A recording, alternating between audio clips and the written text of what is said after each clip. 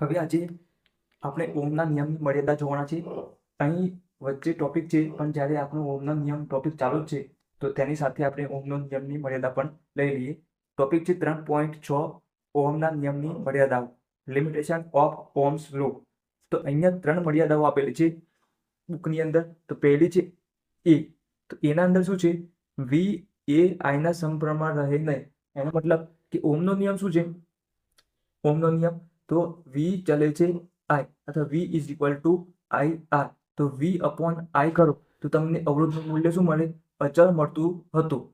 આનું મૂલ્ય તો જેમ વોલ્ટેજ વધે એમ વિદ્યુત પ્રવાહ વધે. મતલબ શું છે? વોલ્ટેજ વધે એમ વિદ્યુત પ્રવાહ વધે. પણ આ ફક્ત શાના માટે છે? સુવાહકો માટે. ઓહમનો નિયમ શું છે? સુવાહકો જે ધાતુઓ છે તેના અંદર તમે વોલ્ટેજનું મૂલ્ય 1 આપો તો વિદ્યુત પ્રવાહ શું થાય? 1 વધે. 2 આપો તો 2 થાય. 3 આપો તો 3 વિદ્યુત પ્રવાહ મળે. જ્યારે તમને વી અપોન આઈ કરો તો દરેક વખત જવાબ કેટલો મળે? 1 જ મળે. જુઓ, અવરોધનું મૂલ્ય અને અચળ જ મળે. 1/1, 2/2, 3/3. જવાબ 1 જ મળે અને અચળ મળતો હતો. પણ અહીંયા બીજું શું છે એની મર્યાદામાં? કે આ સુવાહકો છે. જ્યારે અર્ધવાહકો સિલિકોન અને જર્મેનિયમ માટે Ge આવે છે અને ગેલિયમ માટે Ga આવે છે. યાદ રાખજો, ગેલિયમ અને આ છે જર્મેનિયમ. તો અહીંયા અર્ધવાહક જે છે, અર્ધવાહક એને શું કહેવાય છે? સેમિકન્ડક્ટર કહેવાય છે. તો અર્ધવાહકમાં શું છે? એમાં જે પદાર્થ છે અર્ધવાહક, સિલિકોન અને જર્મેનિયમ, તો એના અંદર વિદ્યુત પ્રવાહ તમે આપો છો, વોલ્ટેજ આપો છો તો તમને આઈ વધતો જોવા મળતો નથી. એટલે કે તમને જો અહીંયા જો ગ્રાફ જોવા મળે તો અહીંયા સુવાહકોમાં કેવો ગ્રાફ જોવા મળે છે? તો વી વિરુદ્ધ આઈનો ગ્રાફ દોરો તમે. વી વિરુદ્ધ આઈનો ગ્રાફ તો તમે વોલ્ટેજ 1 આપો, 1 તો વિદ્યુત પ્રવાહ મૂલ્ય 1 મળે. ત્યાર પછી 2 આપો, અહીંયા 2 તો વિદ્યુત પ્રવાહ 2 મળે. અહીંયા 3 તો તમને સૂર્ય ગ્રાફ જોવા મળે છે. શું મળે છે? જુઓ, સૂર્ય ગ્રાફ જોવા મળે છે. ત્યારે અર્ધવાહકમાં એવું હોતું નથી. અર્ધવાહકમાં તમે વોલ્ટેજ આપો, વિદ્યુત પ્રવાહ વધતો નથી એટલો બધો. જેવું સમપ્રમાણમાં વધે છે એવું વધતો નથી. વધે છે ખરો પણ સમપ્રમાણમાં વધતો નથી. તો વી વિરુદ્ધ આઈનો ગ્રાફ, તો અહીંયા તમે વોલ્ટેજ વધારતા જાઓ તો અહીંયા વિદ્યુત પ્રવાહ મૂલ્ય થોડું જ મળતું રહે છે. અહીંયા આ રીતના. તો તમને આકૃતિ જે આપેલી છે, આકૃતિ બુકની અંદર, તો તમને કેવી આપેલી છે? અહીંયા તો બુકની અંદર આ રીતના આકૃતિ આપેલી છે વી વિરુદ્ધ આઈની. તો અહીંયા એક સીધી લાઈન આપેલી છે ડ્રો કરી, અને બીજી એક અહીંયાથી તૂટક લાઈન આપેલી છે. તો આ શાના માટે છે? અર્ધવાહક માટે. આ સીધી રેખા છે એ સુવાહકો માટેની છે. તો તમારા પહેલા નિયમમાં શું છે? પહેલો નિયમ અહીંયા શું યાદ રાખવાનું છે? તો અહીંયા વી એ આઈના સમપ્રમાણમાં રહે નહીં. જ્યાં સમપ્રમાણમાં છે એ રહે નહીં.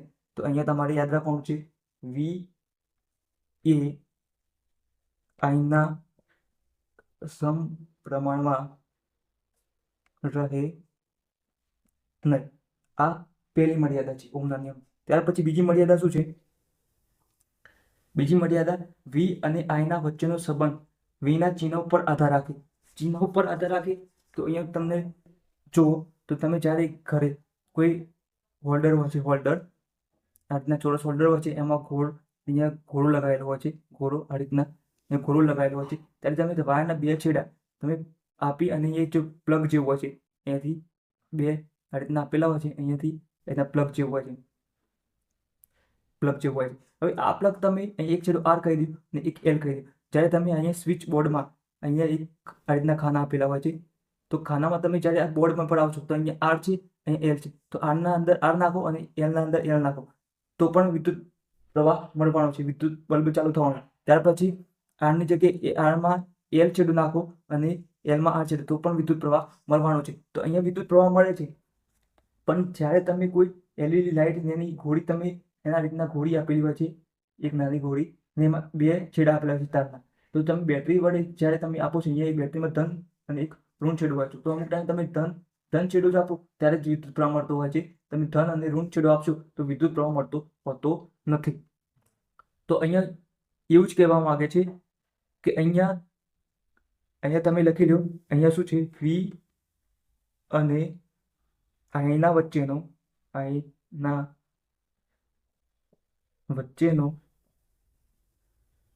સંબંધ વીના ચિહ્ન ઉપર આધાર રાખે છે, એટલે વોલ્ટેજના ચિહ્ન પર આધાર રાખે છે. હવે બીજા શબ્દમાં કહીએ તો વીનું ચોક્કસ મૂલ્ય હોય તો પ્રવાહ I મળતો હોય, આ વીનું મૂલ્ય અચળ રાખીએ તો વીનું મૂલ્ય અચળ રાખીને દિશા ઉલટાઈએ. જેમ આપણે પ્લગની વાત કરીએ આગળ, તો બે છેડા આપેલા હતા, એક R આપેલો હતો અને એક L આપેલો હતો. તો તમે છેડા ઉલટાવો તો શું થાય છે? તો એમાં વિદ્યુત પ્રવાહ મળતો રહે છે. શું થાય છે? તમે જ્યારે હોલ્ડરમાં ઘોડો મૂકેલો હોય છે, તમે છેડા ઉલટાવો તો અહીંયા શું મળશે? વિદ્યુત પ્રવાહ મળે છે. પણ અમુક એવા પણ કિસ્સા છે જેમ કે ડાયોડ. જો તો તમને એક આકૃતિ દોરીને બતાવો તો અહીંયા માની લો કે અહીંયા એક બેટરી છે, બેટરી અહીંયા તમે માની લો કે ઘોડો છે, ઘોડો, અને હવે અહીંયા ધન છેડો અને ઋણ છેડો. હવે અહીંયા ઘોડો છે અને બીજી આકૃતિ દોરું છું. અહીંયા આ રીતના ઘોડો લગાવેલો છે અને અહીંયા તમે બેટરી ફરીથી જોડો છો અને અહીંયા પણ એક વસ્તુ બીજું લગાવેલું છે. શું લગાવેલું છે? અહીંયા માની લો કે ડાયોડ લગાવેલું છે. ડાયોડ તમારે ભણવાનું આવે છે ચેપ્ટર 14 ના અંદર, સેમિકન્ડક્ટર વાળું ચેપ્ટર છે એના અંદર. તો હવે અહીંયા નાનો છેડો હોય ઋણ હોય અને બીજો ધન છેડો હોય, અહીંયા પ્લસ અને અહીંયા માઇનસ. હવે અહીંયા જુઓ, આ આકૃતિના અંદર અહીંયા પ્લસ છેડો છે ને એક ઋણ છેડો છે, તો પણ વિદ્યુત પ્રવાહ મળશે અને ઘોડો ચાલુ થશે. અહીંયા જે આપણે પ્લગની વાત કરીએ અહીંયા દોર્યો તો એ. હવે અહીંયા જે છેડા ઉલટાવશું તો ઋણ અને અહીંયા આ ધન કરશું તો પણ વિદ્યુત પ્રવાહ મળશે અને ઘોડો ચાલુ થશે. પણ આ જે ડાયોડ વાળી કન્ડિશન છે, ડાયોડ વાળા, તો ડાયોડમાં શું થતું હોય છે?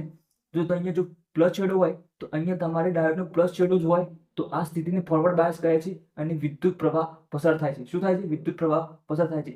પણ જો અહીંયા ધન છેડો છે અને હું આ છેડાને ઋણ બનાવી દે, આ છેડાને ધન બનાવી દે, તો પ્લસ અને માઇનસ, તો આને કહેવાય છે રિવર્સ બાયસ. શું કહેવાય છે? Reverse bias. અહીંયા જો પોઝિટિવ અને નેગેટિવ આ બંને જોઈન્ટ થાય, આ પ્લસ માઇનસ, તો આ જે સ્થિતિ છે એને રિવર્સ બાયસ કહે છે. જ્યારે પ્લસ અને પ્લસ વાળી સ્થિતિ એને કહેવાય છે ફોરવર્ડ બાયસ. Forward bias. તો આના અંદર વિદ્યુત પ્રવાહ પસાર થાય છે. ફોરવર્ડ બાયસમાં વિદ્યુત પ્રવાહ પસાર થાય છે, જ્યારે રિવર્સ બાયસમાં વિદ્યુત પ્રવાહ પસાર થતો નથી. તો અહીંયા એ જ કહેવા માંગે છે કે જ્યારે તમે બેટરીના છેડા ઉલટાવો છો, વિદ્યુત વીના મૂલ્ય ઉલટાવો છો, તો વિદ્યુત પ્રવાહ ઉત્પન્ન થતો નથી. તો કઈ કઈ કન્ડિશનમાં વિદ્યુત પ્રવાહ ઉત્પન્ન થતો નથી? તો આ જ્યારે આવો ડાયોડ લગાવેલો હોય તો એક કન્ડિશનમાં વિદ્યુત પ્રવાહ ઉત્પન્ન થતો નથી. તો આ બીજી કન્ડિશન હતી. તો તમારે અહીંયા લખી લેવાનું બીજું, વીના ચિહ્ન પર આધાર રાખે છે. વીના ચિહ્ન એટલે અહીંયા પ્લસ માઇનસ પર આધાર રાખે છે. શાના પર? પ્લસ અને માઇનસ પર આધાર રાખે છે. શાના પર રાખે છે? પ્લસ માઇનસ પર આધાર રાખે છે. આ વી છે, વોલ્ટેજ વી. તો વીના મૂલ્ય પર આધાર રાખે છે. તો આ હતી બીજી મર્યાદા. પહેલી મર્યાદા એ, બીજી મર્યાદા બી અને ત્રીજી મર્યાદા છે. તો અહીંયા ત્રીજી મર્યાદા આપણે જોઈ લઈએ. તો ત્રીજી મર્યાદામાં શું છે કે વી અને આઈ વચ્ચેનો સંબંધ અનન્ય ના હોય. તો વી અને આઈ વચ્ચેનો સંબંધ અનન્ય ના હોય. તો અનન્યનો મતલબ થાય છે એક અને માત્ર એક. અનન્ય એટલે અનન્ય, એનો મતલબ થાય છે એક અને માત્ર એક. એક અને માત્ર એક એનો મતલબ શું થાય છે કે આઈનું એક મૂલ્ય હોય, આઈનું એક મૂલ્ય માટે વોલ્ટેજનું એક જ મૂલ્ય મળતું હોય તો એને અનન્ય કહેવાય. જો માની લો કે વોલ્ટેજ એક છે, આઈનું મૂલ્ય એક છે, તો વોલ્ટેજ છે, વોલ્ટેજ તો એનું મૂલ્ય એક જ મળે, તો આ કન્ડિશનને કઈ કહેવાય? અનન્ય કહેવાય. આઈના એક મૂલ્ય માટે વોલ્ટેજનું મૂલ્ય એક જ મળે તો એને અનન્ય કહેવાય. પણ અનન્ય ના હોય એનો મતલબ કે આઈનું એક મૂલ્ય હોય ત્યારે તમે વોલ્ટેજનું અલગ અલગ મૂલ્ય મળતા હોય, 1 2 3, ધારો કે એ રીતના કોઈ અલગ અલગ મૂલ્ય મળતું હોય. જ્યારે વિદ્યુત પ્રવાહ એક હોય અને વોલ્ટેજ એક હોય ત્યારે વિદ્યુત પ્રવાહ એક મળે છે. વોલ્ટેજ 2 માં વધારો તો પણ વિદ્યુત પ્રવાહ એક જ મળે છે. વોલ્ટેજ 3 કરો બટનથી, તમે પ્રેક્ટિકલ કરતા હોય છે જ્યારે તો વોલ્ટેજનું બટન આપેલું હશે પ્રેક્ટિકલના અંદર સાધનમાં, તો વોલ્ટેજ વધારો તો પણ વિદ્યુત પ્રવાહનું મૂલ્ય એક જ મળે છે. તો આવી કન્ડિશન છે એને શું કહેવાય છે? અનન્ય ના હોય. તો આવી કન્ડિશન શામાં જોવા મળે છે? આવી કન્ડિશન તો સેમિકન્ડક્ટર અર્ધવાહકો જે હોય એના અંદર જોવા મળે છે. આવું અહીંયા અનન્ય ના હોય, એક અને માત્ર એક ના હોય. તો અહીંયા બીજું શું છે? એને આપણે કહેવાય છે સમાન પ્રવાહ. આઈના એટલે કે સમાન પ્રવાહ I માટે વીનું મૂલ્ય 1 કરતા વધારે મૂલ્ય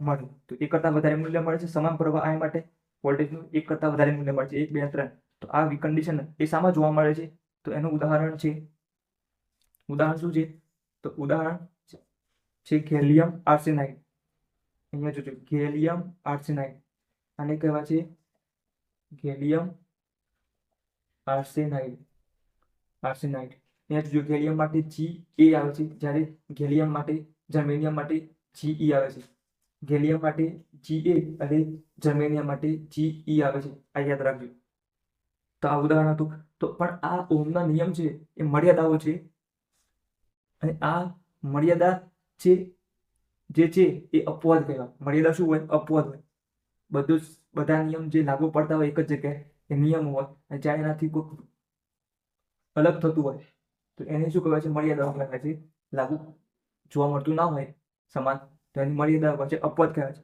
પણ આ અપવાદો છે જે ઓહમના નિયમનું પાલન કરતા નથી જે તત્વો જેમ કે અર્ધવાહકો પછી ગેલિયમ આર્સેનાઇડ અને આ ડાયોડ પીએન જંક્શન ડાયોડ કહેવાય પીએન પી એટલે પોઝિટિવ અને નેગેટિવ યાદ રાખી શકો છો તમે પોઝિટિવ હોય તો ફોરવર્ડ બાયસના અંદર વિદ્યુત પ્રવાહ જોવા મળે છે જ્યારે રિવર્સ બાયસમાં વિદ્યુત પ્રવાહ જોવા મળતો નથી પણ આ કન્ડિશન છે જે એના અંદર જે આ નિયમનું પાલન થતું નથી અર્ધવાહકો ડાયોડ અને ગેલિયમ આર્સેનાઇડ જેવા એ વધારે પ્રમાણમાં ઇલેક્ટ્રોનિક્સમાં યુઝ થતા હોય છે જે પડીપતો હોય છે સર્કિટો હોય છે દરેક ઇલેક્ટ્રોનિક વસ્તુ જે હોય ટીવી મોબાઈલ લેપટોપ જેવી ઇલેક્ટ્રોનિક્સ વસ્તુ હોય તેના અંદર આ બધી સર્કિટો હોય તો સર્કિટના અંદર આ બધા જે નિયમો પડાતા નથી નિયમનું પાલન થતું નથી એવા પદાર્થોનો અહીંયા ઉપયોગ થતો હોય છે અર્ધવાહકો ડાયોડ અને ગેલિયમ આર્સેનાઇડ જેવા ઉપકરણો જેવા પદાર્થોનો સર્કિટમાં ઉપયોગ થતો હોય છે તો આ હતી આપણા નિયમની મર્યાદાઓ ઓહમના નિયમની મર્યાદાઓ